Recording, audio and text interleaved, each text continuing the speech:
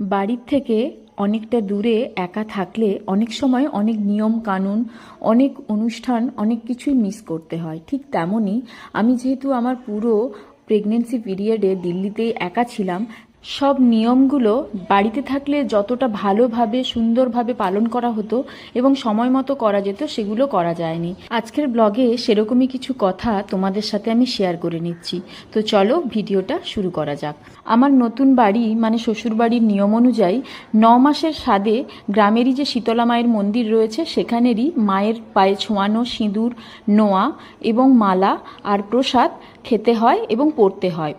তাই বাড়ির থেকে সময় মতো কেউ আসতে না পারার জন্য বাবা মানে আমার শ্বশুর মশাই ঠাকুরের পায়ে ছোঁয়ানো ফুল, মালা এবং সিঁদুর আর নোয়া কুরিয়ার করে সময় মতো পাঠিয়ে দিয়েছিলেন। আসলে 9 মাসের স্বাদের যে একটা নির্দিষ্ট শুভ দিন থাকে, সেই দিনেই ঠাকুরের প্রসাদ খাওয়ার জন্য এবং সিঁদুর, নোয়া আর মালা পরার জন্য পাঠিয়ে দিয়েছিলেন আগের থেকেই। সময় মতো সেটা পেয়ে আমিও ছিলাম বেজায় খুশি। এই যে দেখো, এটা হলো সিঁদুর কৌটো, এটা নোয়া, আর ওই যে দেখো এটা মালা, আর সাথে রয়েছে ঠাকুরের পায়ে ছোঁয়ানো প্রসাদ আর বেলপাতা ফুল।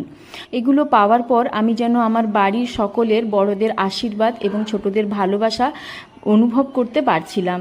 যাই হোক, আজকের ব্লগটা এই পর্যন্তই। কেমন লাগলো অবশ্যই জানিও, এবং পরে আর কী ধরনের ব্লগ তোমরা দেখতে চাই